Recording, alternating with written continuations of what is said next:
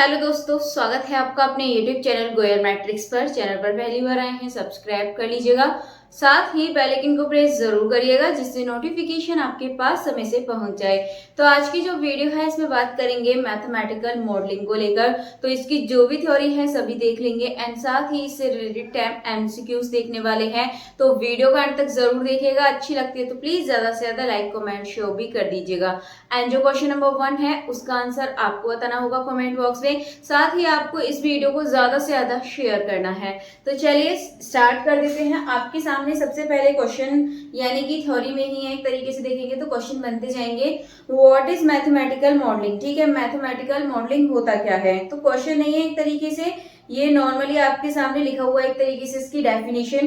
तो ये a mathematical model is a representation of real world situation using mathematical concepts, equation, functions और formulas. यानी कि हम mathematical concept, formula, equation, graphs का यूज करके यहाँ पर जो रियल वर्ल्ड प्रॉब्लम होती है मैथ्स की उनको सॉल्व करते हैं। ठीक है, इसके बाद आगे बढ़ते हैं।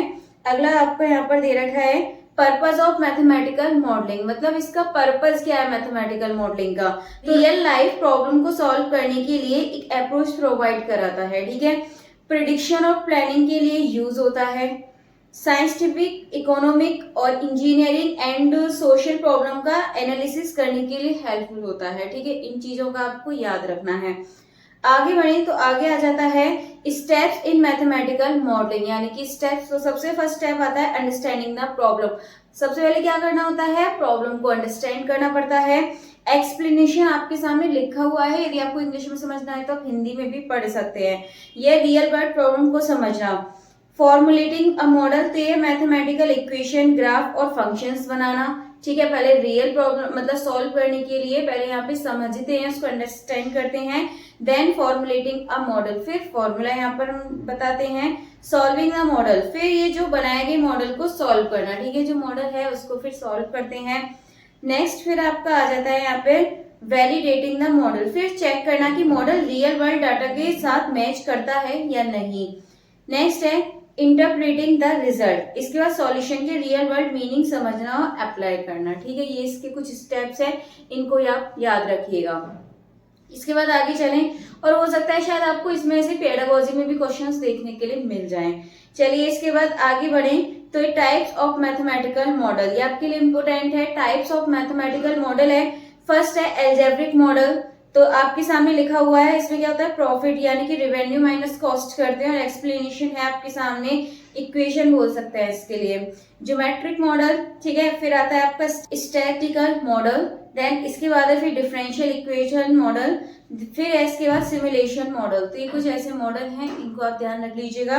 और आपके पास दे भी रखे हैं डिफरेंशियल इक्वेशन की इक्वेशन है, मतलब आपके पास सामने, और यहाँ पे हर किसी के बारे में अच्छे से एक्सप्लेन किया है, इसको आप देख लीजिएगा। देन इसके बाद एग्जाम्पल ऑफ मैथमेटिकल मॉडलिंग, ठीक है। तो इसके एग्जाम्पल आपके सामने है। First example population growth. Let population at the time T1 लेंगे और तो मॉडल होगा, क्या होगा, वो रेस्पेक्ट में होगा। तो dp upon dt is equal to kp, जहां पर k क्या है, ग्रोथ रेट है। तो ये इंपोर्टेंट है, आप इसको ध्यान रख लीजिएगा। इसके बाद इस मॉडल से हम क्या कर सकते हैं, तो इस मॉडल से हम फ्यूचर पॉपुलेशन प्रिडिक्ट कर सकते हैं, अगर इनिशियल पॉपुलेशन और ग्रोथ रेट पता हो तो। ठीक है, दोनों इसमें पता होनी चाहिए। इनिशियल रेट और ग्रोथ रेट हमें पता हो तो हम क्या कर सकते हैं, फ्यूचर पॉपुलेशन प्रिडिक्ट कर सकते हैं। चलिए इसके आगे है एग्जाम्पल 2 लें तो ट्रैफिक फ्लो मॉडल, यानी कि xt is a number of vehicles on road at time t। A model could be dx upon dt, inflow rate minus outflow rate. यानी कि ये मॉडल हेल्प करता है ट्रैफिक जाम को कंट्रोल करने के लिए। ठीक है, ये मॉडल जो बनाया जाता है ट्रैफिक जाम को कंट्रोल करने के लिए बनाया जाता है, तो ये आपको ध्यान रखना है। नेक्स्ट यदि आगे बढ़े तो ये है आपके लिए की पॉइंट्स दे रखे हैं एक तरीके से। मॉडल का फॉर्म एल्जेब्रिक, डिफरेंशियल, स्टैटिकल हो सकता है। Use of variables represent real world quantities. Concept check, real life situation, equation solve, interpret, या फिर topic connected, differential equation, linear algebra, statics. ठीक है, ये है आपको याद रखना है। आगे बढ़े तो आगे है स्टैटिक वर्सेस डायनामिक मॉडल। ठीक है, इंपोर्टेंट है स्टैटिक एवं डायनामिक, यहाँ से क्वेश्चन पूछे जाते हैं। देखेंगे स्टैटिक मॉडल क्या होता है। समय पर निर्भर नहीं होता, ये आपको ध्यान रखना है। जो स्टैटिक मॉडल होता है द टाइम इंडिपेंडेंट मॉडल एक ही मूवमेंट का एनालिसिस करता है। एग्जाम्पल के लिए linear programming, geometry based model. Dynamic model की बात करें, समय के साथ वेरिएबल्स बदलते हैं, यानी कि ये डायनेमिक जो होता है समय के साथ साथ चेंज होता रहता है। ठीक है, तो for example population model dp/dt समय के साथ साथ चेंज होता रहता है। आगे यदि बात करें तो यह आ जाता है डिटर्मिनिस्टिक मॉडल। इसके बाद है डिटर्मिनिस्टिक मॉडल। ये क्या होता है, निश्चित नियम होते हैं, इसके जो रूल होते हैं वो फिक्स होते हैं और रिजल्ट हमेशा एक जैसा होता है। ठीक है, ऐसा नहीं कभी अलग आए कभी अलग आए, ऐसा नहीं होता है, इसमें रिजल्ट एक ही होता है। अगर आप एग्जांपल देखें y=mx+c, मतलब इक्वेशन है। और फिर आ जाता है आपका प्रोबेबिलिस्टिक, तो ये क्या होता है, अनिश्चितता होती है, यानी कि हमें इसका परिणाम का पता नहीं होता है और ये प्रोबेबिलिटी पर डिपेंड करता है। नाम ही इसका प्रोबेबिलिटी यानी कि संभावना से रिलेटेड। नेक्स्ट अगली अगर बात करें, अगर एग्जांपल देखें तो वेदर मॉडल, डाइस प्रोबेबिलिटी। ठीक है, वेदर मॉडल होता है वो इसी के अंदर आता है जिसमें हमारी अनिश्चितता होती है। नेक्स्ट अगर अगला बात करें तो ये आपका लीनियर मॉडल और नॉन लीनियर मॉडल। तो लीनियर मॉडल होता है all variables appear linearly, graph is straight line और प्लेन। ठीक है, वेरिएबल की जो पावर होती है वो 1 होती है लीनियर में। एंड नॉन लीनियर की बात करें तो वेरिएबल की पावर 1 से ज्यादा होती है, बस इतना समझ लीजिए आप। लीनियर में पावर 1 मिलेगी और जो नॉन लीनियर होता है उसमें पावर 1 से ज्यादा मिलती है। आगे बढ़े तो कंटिन्यूअस मॉडल, तो ये होता है आपका वेरिएबल्स लगातार बदलते हैं, इसमें कंटिन्यू चलते हैं बदलते भी हैं। तो variable change continually, differential equation involve. Example जैसे मोशन, फ्लो, ग्रोथ। इसके बाद बात करें डिस्क्रीट मॉडल, तो variable change in step, difference equation और सीक्वेंस। तो वेरिएबल स्टेप में चेंज होते हैं, यहाँ पर ये चेंज होते हैं और वहां पर वो हमेशा कैसे होते हैं, लगातार बदलते रहते हैं और यहाँ पर एक स्टेप में चेंज होते हैं। इसके बाद आगे बात करें, नेक्स्ट है इंफेरिकल मॉडल, तो बेस्ड ऑन ऑब्जर्वेशन डेटा। ठीक है, आपके पास जो ऑब्जर्व डाटा है ये उसके बेस पर होता है। Fitting a curve of regression line, data के बेसिक पर बनाया गया मॉडल होता है। और एग्जाम्पल आप देख सकते हैं y=a+bx। इसके बाद theoretical model based on scientific theory और लॉ। ठीक है, साइंटिफिक थ्योरी और लॉ पर डिपेंड होता है ये जो आपका थ्योरेटिकल मॉडल होता है। इसके बाद ये इसके बेस पर रेडी किया जाता है। अगर एग्जांपल की बात करें न्यूटन्स लॉ, ओम लॉ, ये जो होते हैं आपके। इसके बाद आगे है मॉडल टाइप, तो ये है आपका ज्योमेट्रिक मॉडल और ये आपको बताना है स्टैटिक होता है या डायनेमिक होता है, ऐसा क्वेश्चन आपसे पूछा जा सकता है। तो ज्योमेट्रिक मॉडल कैसा होता है, स्टैटिक होता है, यानी कि आपका टाइम पे डिपेंड नहीं होता और टाइम के साथ ही चेंज नहीं होता है। पॉपुलेशन मॉडल की बात करें डायनेमिक होता है और रिग्रेशन मॉडल की बात करें स्टैटिक होता है। और जो ट्रॉफिक फ्लो होता है वो कैसा होता है, डायनेमिक होता है, यानी कि समय के साथ साथ ये चेंज होता रहता है। और डिटर्मिनिस्टिक, अगर प्रोबेबिलिटी और डिटर्मिनिस्टिक की बात करें तो ज्योमेट्रिक मॉडल कैसा होता है, डिटर्मिनिस्टिक होता है। और पॉपुलेशन मॉडल ये कैसा होता है, ये दोनों हो सकते हैं।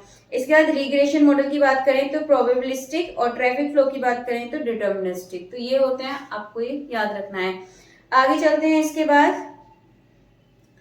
अच्छे से समझ आ गया होगा। अब देख लेते हैं इससे रिलेटेड क्वेश्चंस।